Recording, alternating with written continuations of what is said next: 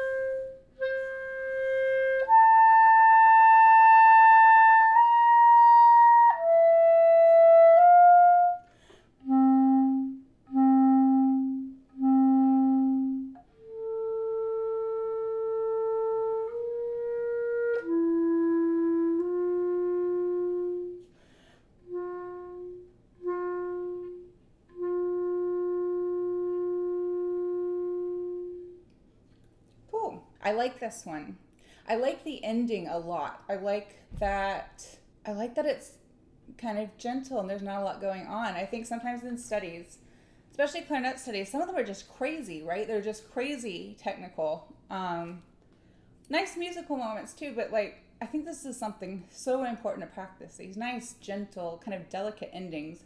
Okay, so let's start at the beginning. So that tempo, if you're wondering, what I started with on the metronome, I'm sure I sped up because that's what I do, was quarter note equals 50 or eighth note equals 100. So let's go at the beginning. I like the beginning little dovetail phrasing here.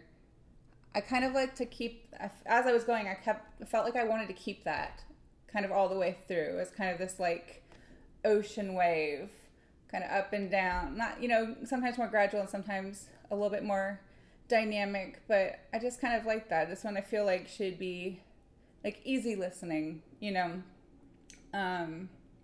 I think about clarinet music as easy listening, I think of like the Brahms E flat major. I've been working on it with a pianist for a while now. We've been trying to perform it, but we've had to postpone until next year due to another performer's health issues.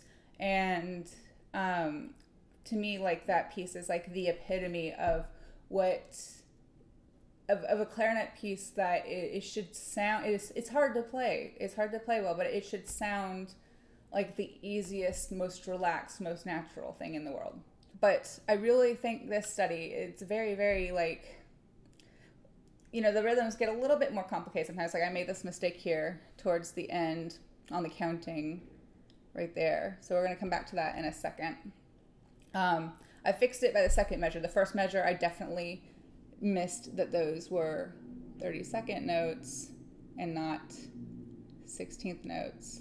But I think this is one of those you can definitely make a case for like not dragging the rhythms, but expanding them. You don't need to be, it's not a march, it's not Sousa. I want to make sure I do make that rhythmic distinction, show that these are 16ths and that this fun little not syncopated, but it's like, we've had this very kind of lyrical and connected thing going on, and I kind of like the separation there. So I'm going to try not to miss that this time. Somebody, whoever uploaded this to IMSLP, added a breath. I agree, and there's that sideways thing again. I do agree that it should be like a bit of a space, but I don't think I would breathe there just yet. More just like the line isn't that what we see a lot in like string music. So it goes.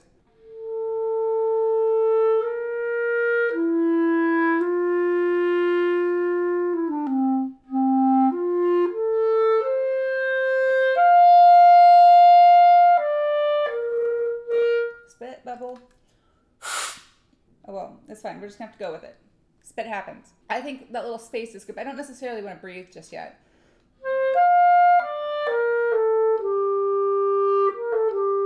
But I don't know that...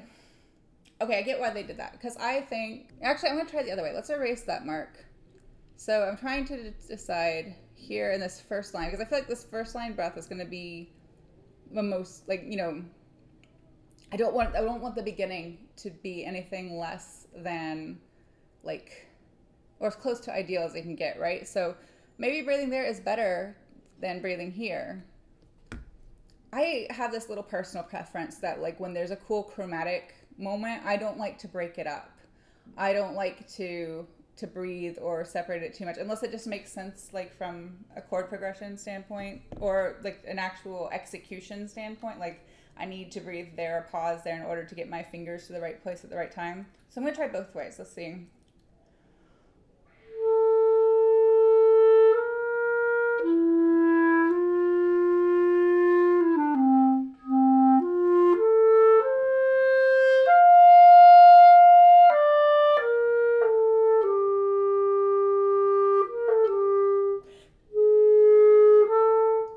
Fine, but I'm going to try it without now.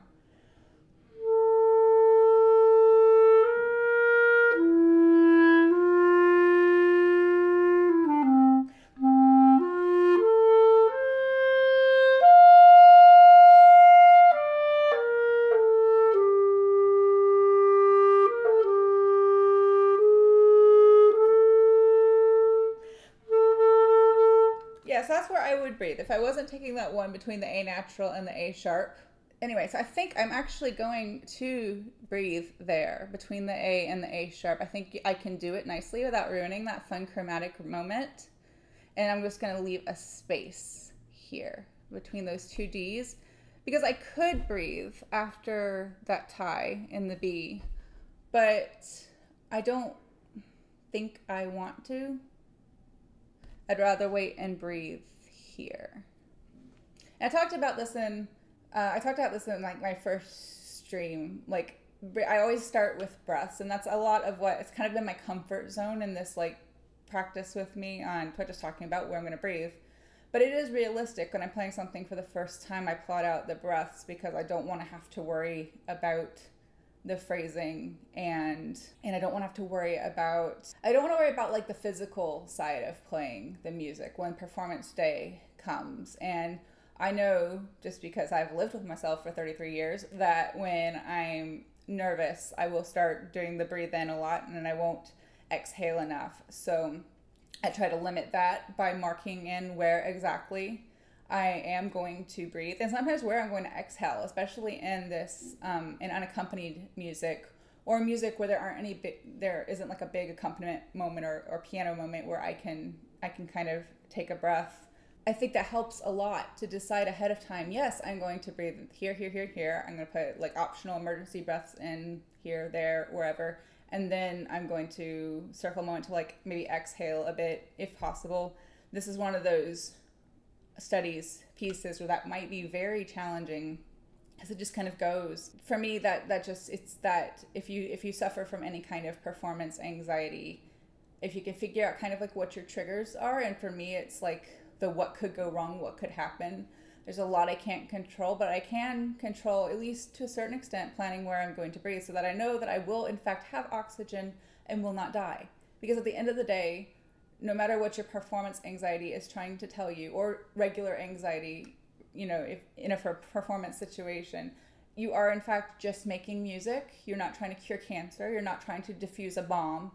you're just making music, and it's going to be awesome, or it's not. And if it's not, you live to play another day. Like nobody, there are no real stakes at the end of the day. I mean, we feel like they are. We put that pressure on ourselves. I know I have that issue with auditions, especially when there's been a bit of a dry spell, like there has been the last couple of years for obvious reasons.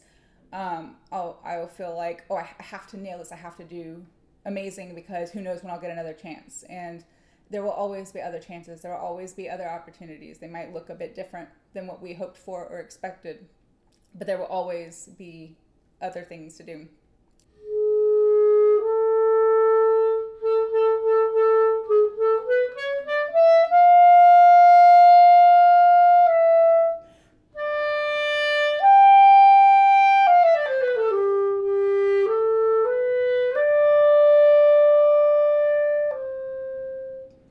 Yeah, I'm playing that a little bit differently than it's marked. I like the forte, kind of it being a big moment right there on that A. But I don't think I like that decrescendo there. I know Mr. Rose wrote it, and that's fine, but I'm going to move it over here, and I'm going to keep the forte. Maybe just relax it a little bit.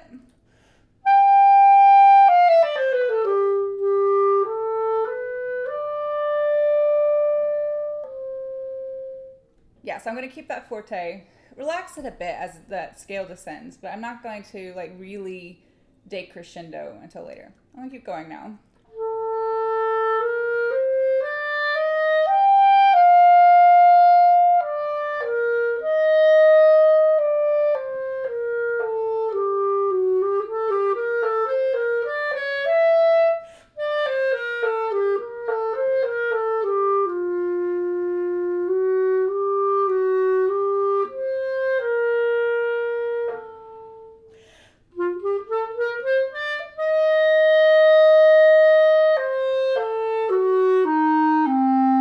That is 16th notes, not 8th notes.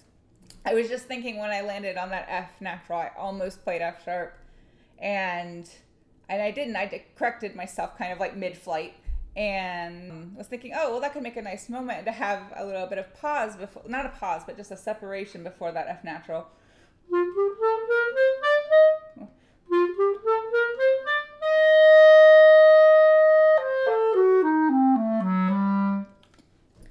But I need to keep that louder. I do like that forte there, and not like a big crescendo, but I think keep moving to this A. But yeah, I definitely did that thing where I was thinking about how happy I was I didn't make the mistake I almost made, and then I made a new one with the rhythm.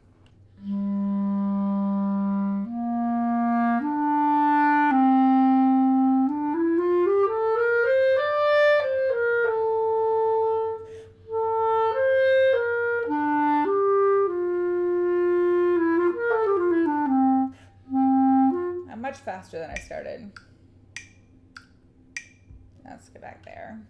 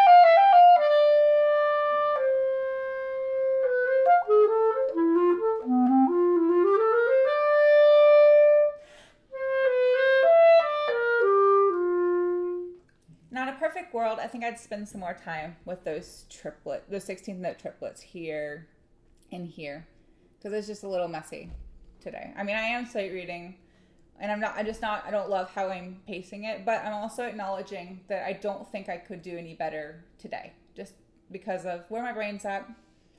And because I'm keeping one eye on the clock all the way through, I'm gonna finish it out, and then we'll do one last playthrough, and then call it a day. I'm gonna pick it up right after that last bit I circled.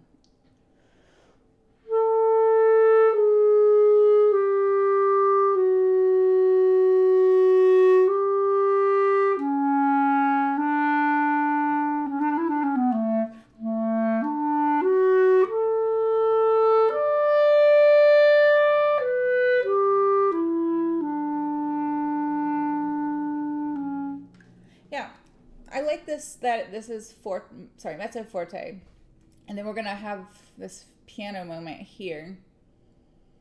I don't want to get too loud. I think mezzo forte is the maximum I want here. Even here, I feel like this is just kind of like we'll maybe taper off just a little bit, a little mezzo piano, like not a lot, just a little bit of push and pull. But I like to remind myself of kind of the area, like the realm I want to stay in. So I think like this bien so I can't, I have no French whatsoever. I like to kind of take note of like where my minimums and maximums are sometimes. And I think through here,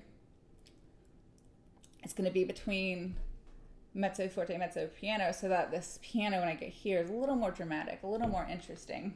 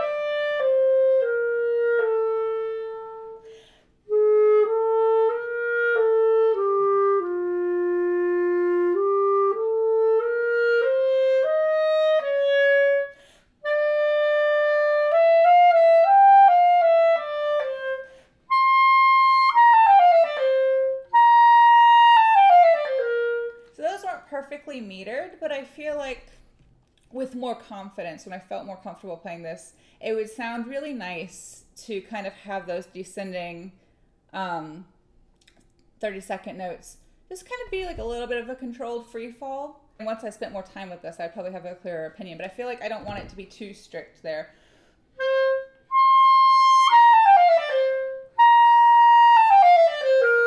Or maybe the first one has a little more freedom and the second one's a little bit more strict.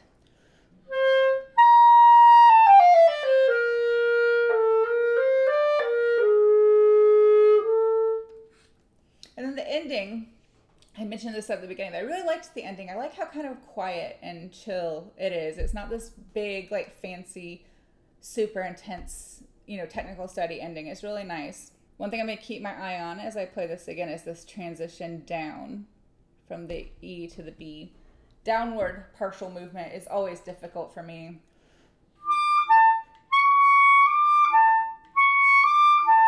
I don't know if it's my setup, if it's my physicality, if it's a lack of practice. Maybe I haven't practiced that technique as much as I should.